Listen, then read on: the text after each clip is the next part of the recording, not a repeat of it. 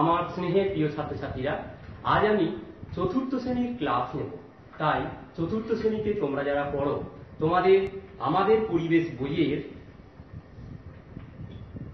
22 পাতা থেকে 24 পাতার মধ্যে যে পড়াটা আছে, সেই পড়াটা আজকে আমি তোমাদেরকে বোঝানোর চেষ্টা করব। চলে এসো, প্রথমে 22 পাতা খোলো। দেখো, 22 পাতায় যে একক, সেটা হলো পরিবেশের উপাদান, জড়বস্তুর জগৎ। আর তার দুটো যে উপ একক, সেটা হলো কোনো কিছু ভারী, কোনো কিছু হালকা কেন। 2 নম্বর, বরফ গলে জল হলো, জল বাষ্প হলো।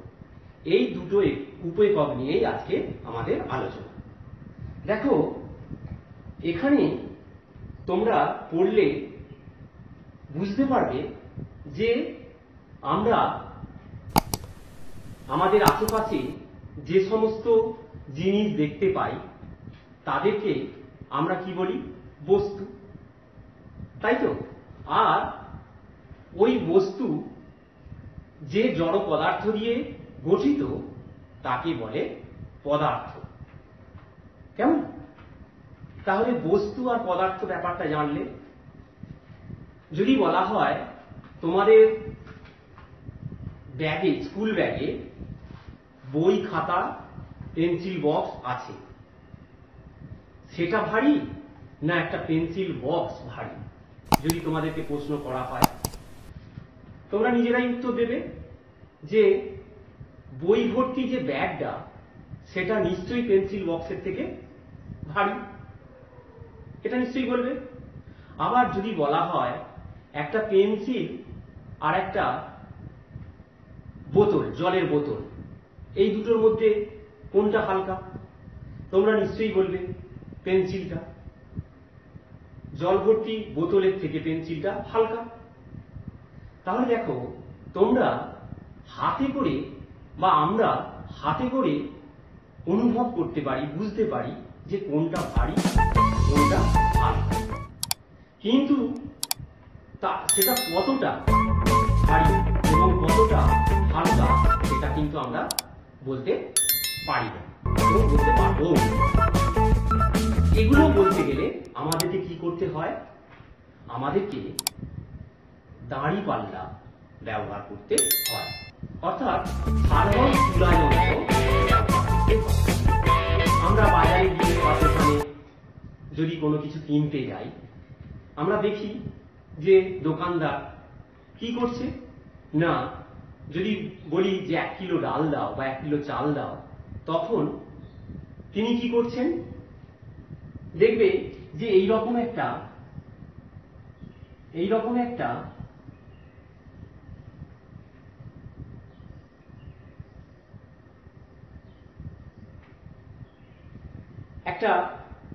দাঁড়িপাল্লা তোমরা দেখেছো।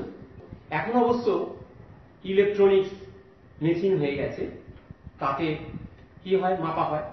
কিন্তু এই রকম দাঁড়িপাল্লা, সাধারণ তুলা যন্ত্র, এর সাহায্যে আমরা মাপতে দেখি। কি রকম না, দেখবে বাঁ দিকের যে আছে সেই পাল্লাটা, সেই অংশটাকে একটা বাট খাড়া, এই যে দেখো এইরকম বাট খাড়া, এইরকম বাট খাড়া দোকানদারের কাছে থাকে। 1 কিলো বললে 1 কিলোর বাট খাড়াটা এইখানে মনে করো চাপানো। আর এখানে যেটা আমরা বলেছি ডাল বা চাল, সেটা কি করে? এই দিকের ডান দিকেরটাতে বসায়। এইবার এইটাকে ধরে কি করে? তোলে।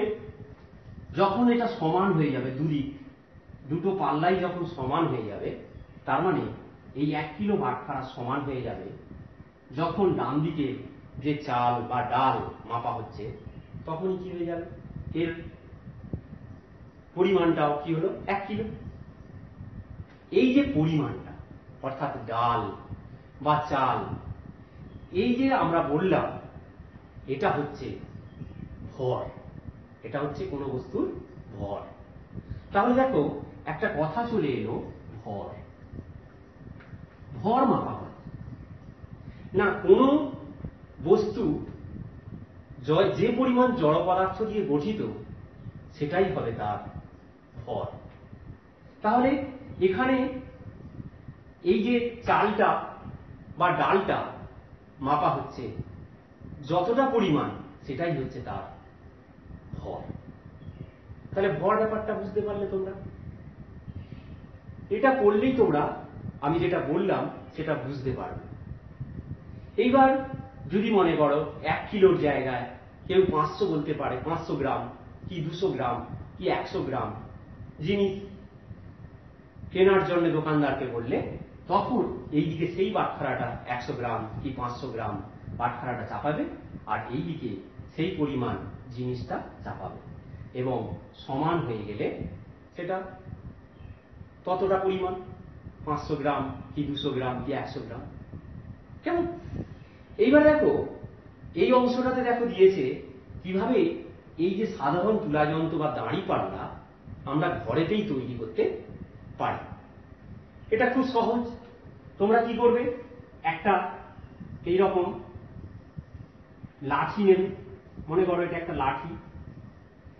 এই লাঠিটা দুদিকে কি করবে না, দুটো এইরকম দেখো থালার মতো দুটো ছোট ছোট নেবে, আর সেই দিকে দড়ি দিয়ে ওই দুটোকে দড়ি দিয়ে এই দু প্রান্তে কি করব, ঝুলিয়ে দেব, এবং সমান সমান যেন দড়িটা হয় দুদিকে। হলো? এবার এই যে লাঠিটা নিয়েছি সেই লাঠিটার ঠিক মাঝখানে একটা ফুটো করে একটা দড়ি ঢুকিয়ে দেব। এবার এই অংশটা ধরে দুদিকটা সমান দেখব যে সমানভাবে আছে কিনা। যদি এদিক ওদিক ঝুলে থাকে, এদিকটা যদি ঝুলে থাকে বা এদিকটা যদি ঝুলে থাকে তাহলে কিন্তু হবে না। এটাকে ধরে তুলে দেখতে হবে দুদিকটা সমান আছে কিনা।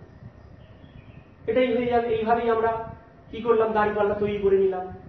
এবার যে পরিমাণ মাপতে বলছে সেইভাবে, যেমন এইভাবে বললাম ঠিক এইভাবে আমরা মাপবো বাড়িতে।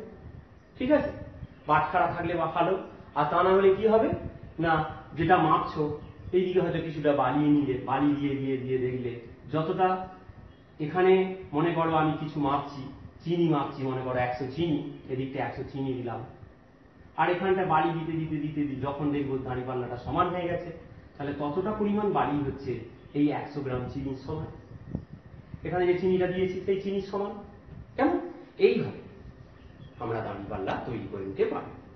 এবার দেখো আমরা যেমন বলছি যে এখানে যেমন আমরা কঠিন পদার্থগুলোর কথা বললাম, যেমন চাল, ডাল, চিনি, এগুলো সব কঠিন পদার্থ, এগুলোর ভর আমরা মাপতে পারছি।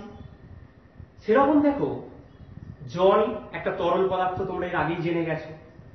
জলকে যদি আমরা গ্লাসে রাখি গ্লাসের মতো হয়, আবার দেখবে বোতলে রাখলে বোতলের মতো হয়, আবার যদি বালতিতে রাখা হয় বালতির মতো আকার নেয়। এখান থেকে আমরা কি বলতে পারি না, জলের কোনো নির্দিষ্ট আকার নেই। অর্থাৎ যেখানে রাখা হবে, যে পাত্রে রাখা হবে, জল সেই রকম আকার নেয়। ঠিক আছে? কিন্তু জলেরও কিন্তু ভর আছে। জলও হালকা কি ভারী, একটা গ্লাসে জল রাখা হয়েছে, একটা বালতিতে জল রাখা হয়েছে, দুটোর মধ্যে কোনটা ভারী হবে না, বালতির জলটা ভারী হবে। গ্লাসের জলটাতে কম আছে, তাই পরিমাণ কম থাকার জন্য ভরটাও কম হবে। ঠিক কিনা? তাহলে কঠিন পদার্থের মতো তরল পদার্থেরও ভর আছে, অর্থাৎ তরল পদার্থেরও ভর আমরা মাপতে পারবো। কেমন? আবার কঠিন হয়ে গেল, তরল হয়ে গেল, তোমাদের মনে প্রশ্ন জাগছে, তাহলে কি গ্যাস, এই গ্যাসীয় পদার্থের কি তাহলে কোনো ভর নেই? অবশ্যই আছে। কি করে বুঝবে না, তোমরা দেখেছো গ্যাস বেলুনে যে গ্যাস ভরা হয়, ঠিক আছে, সেই গ্যাস বেলুনটার মধ্যে যে গ্যাসটা আছে তার নিশ্চয়ই ভর আছে, হয়তো কম ভর হওয়ার জন্য হালকা মনে হয়।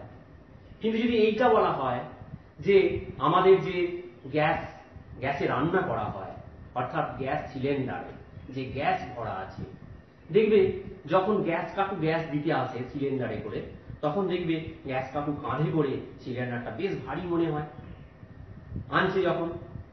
এবারে রান্না যখন হচ্ছে, মা যখন রান্না করছেন, দেখবে গ্যাসটা তো ফুটছে, যত দেখবে গ্যাস ফুটছে তত দেখবে সিলিন্ডারটা হালকা হচ্ছে। যখন গ্যাস শেষ হয়ে যায় সিলিন্ডারটা হালকা হয়ে যায়। দেখবে গ্যাস কাকু যেদিন গ্যাস ভর্তি সিলিন্ডার এনেছিল যতটা ভারী লেগেছিল, কিন্তু যেদিন আমাদের যে খালি গ্যাস সিলিন্ডারটা নিয়ে যাচ্ছে হালকা, তার মানে নিশ্চয়ই কি অতি গ্যাস ভরা ছিল তখন তার ভরটা বেশি ছিল। যখনই গ্যাসটা শেষ হয়ে গেছে সেই খালি সিলিন্ডারের ভর কমে গেছে। তাহলে এখান থেকে কি বুঝছো? যে ওই গ্যাসেরও ভর আছে, ভারী হালকা, এটা বোঝা যায়। তাহলে আমরা পদার্থে কটা অবস্থা পেয়ে গেলাম? তিনটে অবস্থা। পদার্থের অবস্থা তিনটি, তাই তো? এক কি পেয়েছো? কঠিন। দুই কি পেয়েছো? তরল। আর তিন পেয়েছো গ্যাসীয়। এই তিনটা অবস্থা পেয়েছো। তাহলে দেখো, কঠিন গুলো তোমরা জেনেছো, তরলও জেনেছো, জল ছাড়াও তোমরা তরল জানো, তেল, কেরোসিন, পেট্রোল, ডিজেল, এগুলো, দুধ, এগুলো তরল। আর গ্যাসীয় তোমরা জানো, অক্সিজেন গ্যাস শুনেছো, কার্বন ডাইঅক্সাইড গ্যাস শুনেছো, নাইট্রোজেন, এগুলো সব গ্যাসীয় পদার্থ। এই হচ্ছে তিনটি অবস্থা। এবার চলে এসো, বরফ বলে জল হলো, জল বাষ্প হলো। তোমাদেরকে আমি একটা জিনিস দেখাচ্ছি। দেখো এতে কি আছে বলতো? এতে দেখো একটা গ্লাস, কাঁচের গ্লাসে কিছু বরফের টুকরো আছে। এই যে বরফটা দেখো কি হচ্ছে, প্রথমে যখন রেখেছিলাম তখন কিন্তু গ্লাসে এতটা জল আসেনি। তাহলে বরফটা গলছে বলেই গলে গিয়ে জলে পরিণত হচ্ছে। দেখো জল দেখা যাচ্ছে। আর কি দেখতে পাচ্ছ না, এই বরফটার উপর থেকে একটা সাদা কিছু উড়ে উড়ে যাচ্ছে, ধোঁয়ার মতো মনে হচ্ছে। কেন এটা হচ্ছে আমি এটা ব্যাখ্যা করব। আর কি দেখতে পাচ্ছি না, তোমরা বাড়িতে করবে এরকম কাঁচের গ্লাসেতে বরফ রেখে দিয়ে, আমি যেমন ভাবে দেখাচ্ছি ঠিক সেই মতো করবে। দেখবে কাঁচের গ্লাসের গায়েতে হাত দিয়ে দেখো, দেখো আমার হাত ভিজে যাচ্ছে, মানে জল জমেছে, জলকণা জমেছে।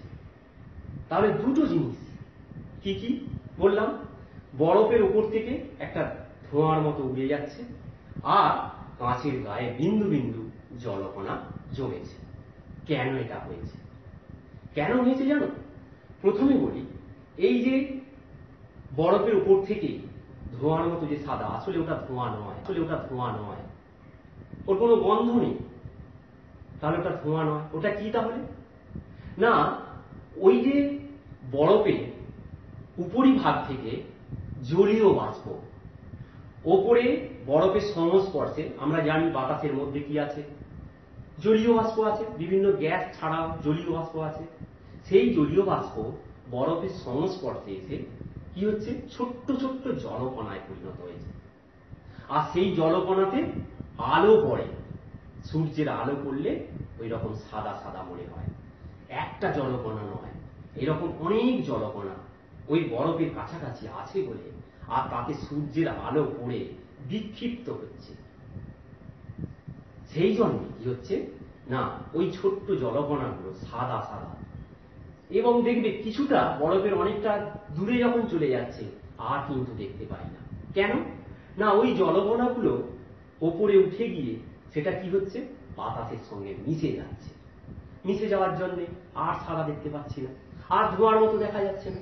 তাহলে ব্যাপারটা বুঝতে পারছো কি না, বাতাসের জলীয় বাষ্প ওই বরফের সংস্পর্শে এসে ছোট্ট ছোট্ট জলকণায় পরিণত হয়েছে, আর সেই জলকণায় সূর্যের আলো পড়ে বিক্ষিপ্ত হয়। তোমরা আরো উঁচু ক্লাসে উঠবে, প্রতিসরণ হয়, বিচ্ছুরণ হয়, সেই জন্য কি হচ্ছে, সাদা সাদা লাগে। এবার একটা তো জলকণা না, অনেক জলকণা আছে, সেই জন্য এরকম সাদা মনে হয়। এটা তাহলে গেল। এরপরে কি বলেছি না এই কাঁচের গ্লাসে হাত দিয়ে দেখছি বিন্দু বিন্দু জলকণা জমেছে। এই জল কোত্থেকে এলো? মনে প্রশ্ন জাগছে যে ভেতরে বরফ আছে কিন্তু বাইরে জল কি করে আসছে? আর এটা তো কাঁচের গ্লাস যে ওখান থেকে চুইয়ে চুইয়ে আসছে, এরকম কিছু নয়। আসলে কি জানো? আসলে হচ্ছে এই যে বাতাসটা আছে গ্লাসের চারপাশে, সেই বাতাসে কি আছে? জলীয় বাষ্প আছে। সেই জলীয় বাষ্প এই কাঁচের গ্লাসে যে বরফ আছে সেই বরফের সংস্পর্শে ঠান্ডা হয়ে গেছে, ঠান্ডা হয়ে গিয়ে জলে পরিণত হয়েছে। আর সেই জলকণাগুলোই কি হচ্ছে গ্লাসের গায়ে বিন্দু বিন্দু হয়ে জমে আছে। তাহলে ব্যাপারটা বুঝতে পারলে? এই হচ্ছে। তাহলে দেখো এই বরফটা আমরা তিনটে রূপ, আবার দেখো এই যে জলটা, তাহলে দুটো রূপ দেখতে পাচ্ছি। বরফটা কঠিন, আবার ওই বরফটা গলে জল হয়েছে, তাহলে তরল। তাহলে বরফ গলে জল হলে সেটা জলটা হচ্ছে তরল অবস্থা, আর বরফটা কঠিন অবস্থায় থাকলে জলের ওটা কঠিন অবস্থা। দুটো রূপ। আর একটা রূপ কি না ওই যে জলটা, ওই জলটাকে যদি আমরা ফোটাই আগুনে, ফোটালে দেখবে এখান থেকে বাষ্প বেরোবে। জলটাকে ফোটাই, তোমরা দেখবে মা যখন ভাত রান্না করে বা চা তৈরি করেন বা কিছু ফোটান, জল থেকে দেখবে উপরে একটা বাষ্প উড়ে যাচ্ছে। তাহলে জলটা ফুটছে, ফুটে জলীয় বাষ্প। কি ওটা বললাম? জলীয় বাষ্প। জলীয় বাষ্প। এই জলীয় বাষ্প, জলীয় বাষ্প যখন উঠছে দেখবে সেটাও দেখবে সাদা সাদা মনে হয়। ওখানে যদি একটা থালা ধরি দেখবো ছোট্ট ছোট্ট জলকণা হয়ে টোপে টোপে পড়বে। কেটলির মুখ থেকে যে জলটা জলীয় বাষ্পটা বেরোচ্ছে তাতেও যদি আমরা থালা ধরি দেখবে জল পড়ছে, জলবিন্দু পড়ছে। তাহলে ওই যে বাষ্পটা, ওই বাষ্পটা তো উড়ে যাচ্ছে, এবার ঠান্ডা থালার সংস্পর্শে এসে জলে পরিণত হচ্ছে। সেই জলটাই কি হচ্ছে বিন্দু বিন্দু হয়ে পড়ছে। তাহলে দেখো জলের আরেকটা অবস্থা পেয়ে গেলাম, জলীয় বাষ্প। তাহলে জলের তিনটে অবস্থা। কঠিন অবস্থাটা হচ্ছে বরফ, জল জমে বরফ হয়। জল নিজে তরল, আর জল ফোটালে যে জলীয় বাষ্পটা সেটা গ্যাসীয় অবস্থা। তিনটে রূপ পেয়ে গেলাম জলে। কেমন? এবার দেখো ওই যে জল ফুটিয়ে যে বাষ্পটা পেলাম, বাষ্প, জলীয় বাষ্প, এটাকে কি বলে? দেখবে ভাপ বলে। একটা কথা দেখবে ভাপ বলে। ভাপ, ভাপ কথাটা এসেছে এই বাষ্প, ভেপার থেকে। ভেপার মানে কি? বাষ্প। তাহলে এই বাষ্প কথা থেকেই ভাপ কথাটা এসেছে, জলীয় বাষ্প। এটা পড়লে তোমরা বুঝতে পারবে, আমি এটা বুঝিয়ে গেছি। এখানটায় আছে দেখো এই যে বাষ্প, বাষ্প কথাটা থেকেই কি হচ্ছে ভাব কথাটা এসেছে। কেমন? তাহলে আমরা জলের আরেকটা অবস্থা পেয়ে গেলাম, জলীয় বাষ্প। তিনটে অবস্থা। এবারে বলেছে নিচের প্রশ্নগুলো নিয়ে তোমরা আলোচনা করো, প্রয়োজনে শিক্ষিকা শিক্ষকের সাহায্য নাও। কি? রোদ্দুরে যখন ভিজে গামছা রাখা হয়, গামছা শুকিয়ে যায়, জলটা কোথায় যায়? তাহলে রোদে কি হচ্ছে? সূর্যের তাপ তো প্রচন্ড গরম, সেই তাপে গামছার যে জলটা বাষ্প হয়ে জলীয় বাষ্প হয়ে বাতাসে মিশে যায় আর গামছাটা শুকিয়ে যায়। 2 নম্বর বলছে দেখো শীতকালে ঘাসে যে শিশির জমে তা আসে কোথা থেকে? ওই জলীয় বাষ্প। ঠান্ডা, শীতকাল মানে ঠান্ডা, ঠান্ডায় কি হচ্ছে ভূপৃষ্ঠের সংস্পর্শে এসে কি হচ্ছে জলীয় বাষ্পটা জলে পরিণত হয়েছে, আর সেই শিশিরগুলো ঘাসের ডগায় ডগায় আমরা দেখতে পাই। তারপরে বলছে জল ছাড়া আর কি কি জিনিস ঠান্ডা করলে জমে যেতে দেখেছো তোমরা? জল তো জমে বরফ হয়, আর কি দেখেছো তোমরা? নারকেল তেল, ডালদা, ঘি, এগুলো তোমরা দেখেছো লক্ষ্য করে? এগুলো শীতকালে কি হয়? জমে যায়। এরপরে 4 নম্বর, শীতকালে নারকেল তেলের শিশিতে তেল জমে মজিন হয়ে গেছে, কি করে? শিশির মধ্যে কিছু না ঢুকিয়ে তুমি তেল বার করে মাথায় মাখবে। তোমরা দেখেছো বাবা মাদেরকে ওই শিশির বোতলটা কি করে? নারকেল তেলের বোতলটা রোদেতে বসিয়ে দিলে দেখবে সূর্যের তাপে গরমে গলে গিয়ে নারকেল তেল গলে যায়। অথবা আগুনের কাছে যদি একটু দূরে বোতলটা যদি রাখা হয়, সেই গরমেতে, আগুনের গরমেতে কি হয়? নারকেল তেল গলে যায়। এই দুভাবে করতে পারে, রোদে দিয়েই করা হয়। 5 নম্বর, সুতির জামা ইস্ত্রি করার সময় কাপড়ে একটু জল ছিটিয়ে রাখা হয়। এবার এই অল্প ভিজে কাপড়ে গরম ইস্ত্রি করলে ঘষলে কি হতে দেখবে? দেখবে সেই জলের বিন্দুগুলো কি হচ্ছে? ওই গরম স্ত্রীর সংস্পর্শে এসে জলীয় বাষ্প হয়ে উবে গেছে, আর ওই কাপড়ের মধ্যে জলের কণাগুলো আমরা দেখতে পাবো না। গরমেতে বাষ্প হয়ে জলীয় বাষ্প হয়ে উবে গেছে, বাতাসে মিশে গেছে। এরপরে বলেছে প্রকৃতিতে জলের অবস্থার পরিবর্তন। কি পরিবর্তন আমরা দেখি না, বলছে সূর্যের তাপে বিভিন্ন জলাশয়, সমুদ্র, নদী, পুকুর, খাল, বিল প্রভৃতি জলাশয়ের জল কি হয়, বাষ্প হয়ে উবে যায়, ওপরে উঠে যায়। আর ওপরে কি হচ্ছে, বাতাসে ভাসমান কি হচ্ছে, ধূলিকণা আছে। সেই ধূলিকণাকে আশ্রয় করে ওই জলকণাগুলো কি করে, ছোট্ট ছোট্ট জলকণায় পরিণত হয়। ওই যে জলকণাগুলো বাতাসে ভেসে বেড়াচ্ছে, ওগুলো হচ্ছে মেঘ। তাহলে মেঘ কিভাবে সৃষ্টি হচ্ছে বুঝতে পারছো? ওই মেঘ যত উপরে থাকে ঠান্ডায়, এই হঠাৎ করে ঠান্ডায় যখন কি হচ্ছে, আবার জমাট হয়ে শক্ত হয়ে যায়, পাথরের মতো মনে হয়। শিলা, শিলা মানে কি, পাথর, পাথরের মতো মনে হয়। দেখবে কালবৈশাখী ঝড়ের সময় হঠাৎ করে ঝড় উঠলো আর বৃষ্টি হওয়ার সঙ্গে সঙ্গে দেখবে শিল পড়ে, শিল, শিলা, শিলা থেকে এসছে শিল। শিলা মানে কি, পাথর, পাথরের মতো। আসলে কি পাথর না, আসলে ওগুলো কি না, ওই যে জলকণাগুলো মেঘ, সেগুলো কি হচ্ছে, ঠান্ডা কি হচ্ছে, জমে গিয়ে শক্ত পাথরের মতো মনে হয়, হয়ে যায়, সাদা সাদা মনে হয়, ওগুলোই হচ্ছে শিলা। ওগুলো পৃথিবীতে নেমে আসে, সেগুলোকে আমরা শিল বলি, তাই না? তাহলে ওই শিলা কথা থেকেই এসেছে শিল কথাটা। এই হচ্ছে ব্যাপার। তাহলে জলের, প্রকৃতিতে জলের অবস্থার যে পরিবর্তন হলো, আমরা জল সেটা বাষ্প হয়ে উবে গেল, আবার সেটা ঠান্ডায় জমে জলকণায় পরিণত হলো। সেই জলকণাগুলোই বৃষ্টির রূপে নেমে আসে, আর হঠাৎ করে যদি জমাট বেড়ে যায় তখন সেটা শিল হয়ে যায়। সেটা কি হচ্ছে, শিল রূপে পৃথিবীতে নেমে আসে। এই অবস্থা। খুব সুন্দর একটা পড়া, তোমরা এটা ভালো করে পড়বে, পড়লে আরো পরিষ্কার হয়ে যাবে। কেমন? তাহলে 24 পাতা পর্যন্তই তোমাদের আজকে আমি বোঝালাম, পড়ালাম, বোঝানোর চেষ্টা করেছি। নিশ্চয়ই তোমরা বুঝতে পেরেছো। আজকে তোমাদের ক্লাস তাহলে এখানেই শেষ করছি। তোমরা সবাই খুব ভালো থেকো, সুস্থ থেকো, সাবধানে থেকো।